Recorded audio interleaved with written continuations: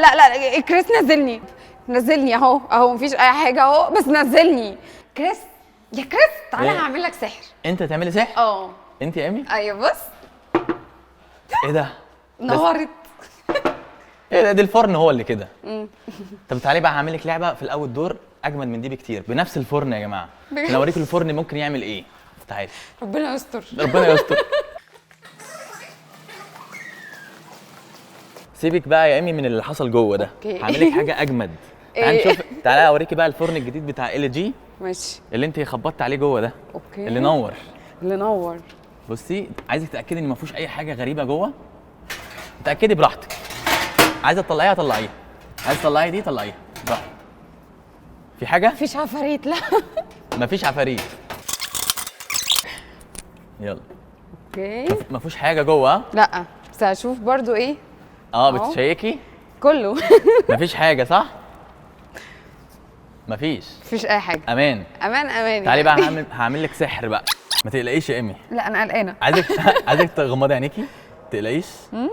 بص دلوقتي انا هطلب منك انك تطلعي فوق البوكس ده. انا وهتقعدي وتربعي رجليكي. اوكي. وهيحصل حاجه غريبه فوق.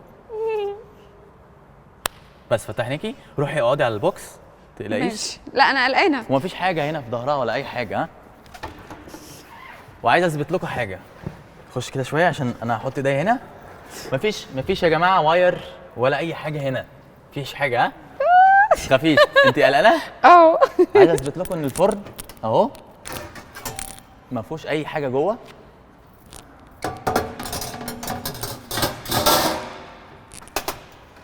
لا لا انت كلها ما فيهوش اي حاجه. ها. مفيش هنا واير. ها. البوكس بيحصل له حاجه دلوقتي صح؟ اميله. لا او لا لا تقلقيش. لا بص قلقانه. ايديا فاضيه. ها اهو. هنزل كده هيحصل حاجه غريبه دلوقتي. ايه بقى؟ في ايه اللي هي بصي حاجه؟ اسمي. لا لا لا لا لا لا لا لا لا لا لا لا لا لا لا كريس نزلني، كريس نزلني ما تهزرش. كريس انا عندي فوبيا. خلاص طيب طب خلاص مفيش خلاص. حاجه كمان. طب خلاص نزلني طيب. نزلني اهو اهو، مفيش اي حاجه اهو، بس نزلني يا كريس.